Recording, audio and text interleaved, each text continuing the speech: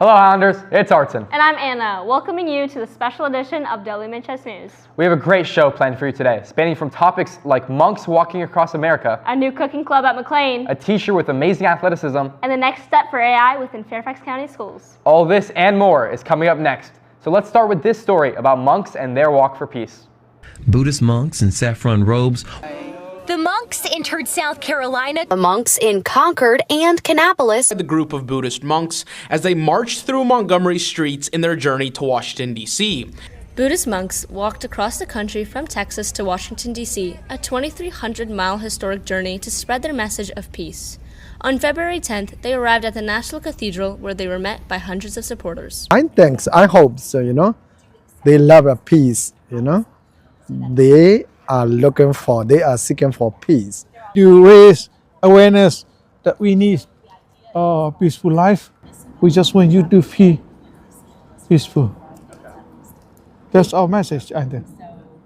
We thought it would be wonderful to come down and support the Sangha, the larger Buddhist community, particularly at this time with everything going on, a pretty tumultuous time in the country and the world. The community aspect isn't gone, I feel like we can get so lost in today's society, especially with ICE and everything. It's kind of easy to lose ourselves in that sense of community. Much like the monks took their journey step by step, Husara and Akimita encouraged people to take steps towards having a peaceful life. You need to try to be peaceful. Everything is not for free. We have to do a little bit to get something you want. Signing off from WMHS News, this is Anna Polikoff, Lorelei Horgan, Julia Terminella, and Eva Braccia.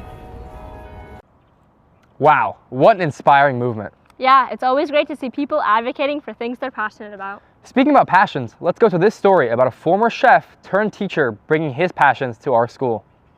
Few trees.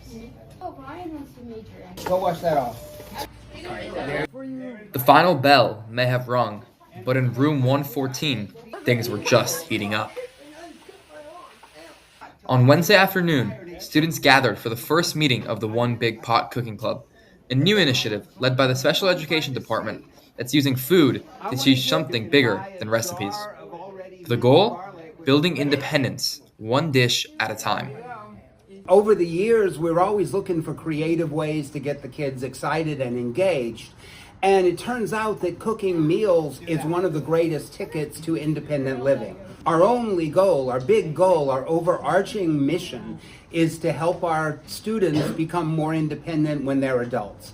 Students worked side by side preparing a Chinese-style beef and broccoli stir-fry, each assigned a specific role, from slicing vegetables to cooking at the stove. For many, it was their first time preparing a meal like this on their own. I go here to try something new. Mostly learning to do things with people, and it's when you taste the food, it gets really good. But the club isn't just about cooking skills; it's also about culture. Each month, members will explore a dish from a different part of the world, learning the story behind the flavors before ever turning on the stove. What are the lessons that you can take from food? I mean, up here we see a history of China and how the wok came to be and how it's different from European pots and pans, and why. Out of that, I get to help and learn new things about cultures and stuff.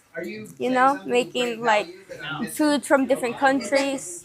I always taught adults. I taught a few children's cooking classes. I mean, children. But mostly they were adults, and they were fun and lively, and people told jokes and laughed a lot. You've been here. You've seen what we do. We do laugh a lot. We're very spirited about it. And in just 30 minutes, simple ingredients turned into something more than dinner. It became confidence, collaboration, community. I've always believed that people tell their stories in their foods. Cultures tell their stories. And part of what we're doing here eating is to allow those voices to be heard. The One Big Pot Cooking Club plans to meet once a month for the rest of the school year, proving that sometimes the most meaningful lessons don't come from a textbook, but from sharing a meal. Serving it fresh for WMHS News, this has been Artan Safai and Justin Saddam. Man, that food looked really delicious. Yeah, I bet that would hit the spot right after a sports game. On that note, we don't have any sports going on right now since we're in between seasons, But let's scratch that sports itch with a piece about a teacher athlete.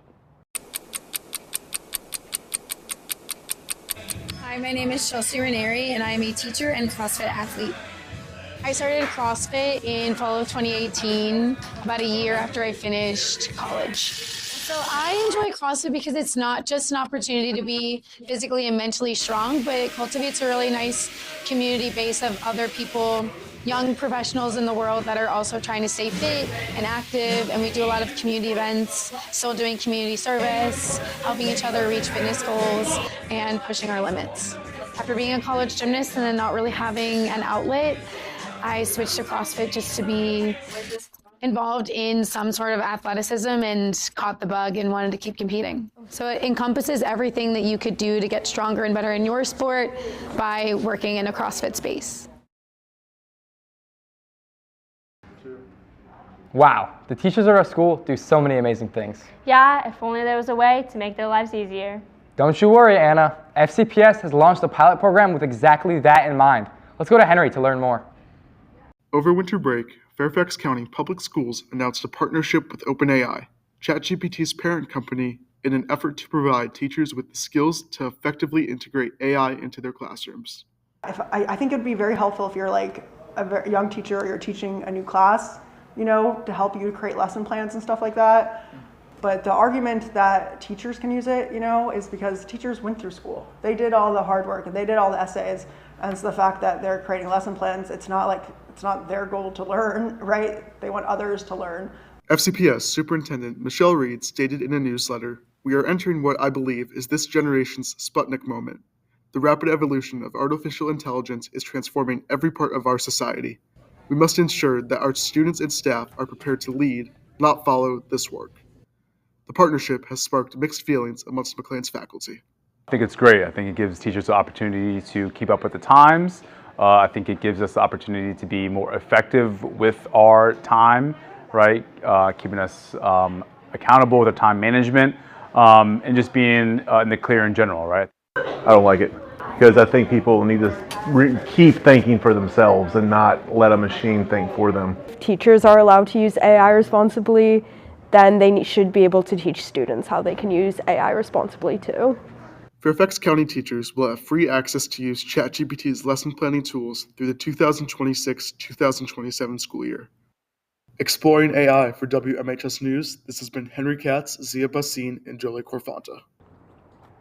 Well, McLean, that's all for this special edition of WMHS News. You can submit announcements at the link below, and be sure to subscribe to our YouTube channel and follow our Instagram for up-to-date news and announcements. Have a wonderful week, McLean.